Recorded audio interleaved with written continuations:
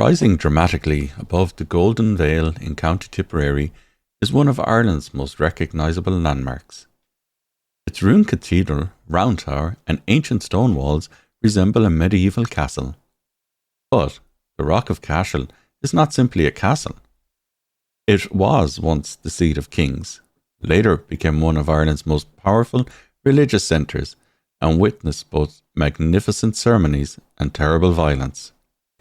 Its story begins long before most of the buildings visible today. The rock itself is a natural limestone outcrop, commanding an extraordinary view across the surrounding countryside. From its summit, anyone occupying the site could observe movement across the fertile plain below. That made it a natural place of authority. Cashel became closely associated with the kings of Munster, particularly the Oenachta dynasty. Archaeological evidence suggests that the site may have contained an early royal burial ground, with some graves possibly dating as far back as the 6th century. Its importance, however, was not merely defensive.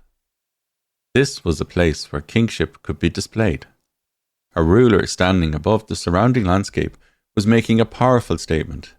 This was the centre from which Munster was governed. According to tradition, Saint Patrick visited Cashel during the 5th century and converted King Aengus to Christianity. One famous story claims that Patrick accidentally drove the pointed end of his crosier through the king's foot during the baptism. Aengus, however, remained silent because he believed it was part of the Christian ceremony. Whether the event truly happened is impossible to establish, but the legend helped connect the Rock of Cashel with the arrival of Christianity in Ireland. Centuries later, another celebrated ruler became associated with the site. Brian Boru was crowned High King at Cashel in 978 and made it his capital. His connection strengthened Cashel's reputation as a centre of Irish royal power. Yet, the greatest transformation came in 1101. Muchtach Ubrian, king of Munster and a descendant of Brian Boru, granted the Rock of Cashel to the church. This may have been an act of devotion, but it was also politically astute. By transferring the ancient royal site to the church, he reduced the possibility that a rival dynasty could claim Cashel as its own royal stronghold. The place of kings was becoming a place of archbishops. The oldest surviving building on the rock is its round tower, constructed in the early 12th century. It stands approximately 28 metres tall. Round towers could serve several purposes. Their height made them prominent bell towers and landmarks, while their strong stone construction also provided secure storage and a place of refuge. Beside it stands one of the rock's greatest treasures, Cormac's chapel. Construction began under Cormac mac Cathedral, king of Desmond, in 1127, and the chapel was consecrated in 1134. Its Romanesque architecture was unusually elaborate for Ireland. Decorative carvings and twin stone towers reflected influences extending far beyond Munster.